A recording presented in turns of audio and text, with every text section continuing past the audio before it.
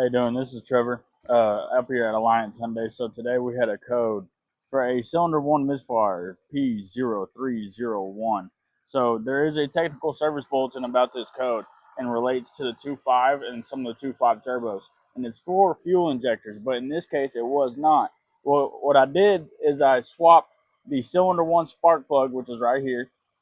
It's underneath this ignition coil. I swapped this ignition coil, the cylinder 3, and the spark plug from 2 to 1. And so that being said, we're looking to see if the misfire travels. In this case, it did. It went from cylinder 1 to cylinder 2. You can see there where it went up to 450 misfires. So that being said, you don't want to do something crazy over something very simple like a spark plug. So we would love for y'all to trust us with diagnosing if you have a misfire code. If you do have any of these codes, bring it up to us so we can see if it needs an injector or a spark plug or anything like that. So our main goal is to be your ally in the automotive business.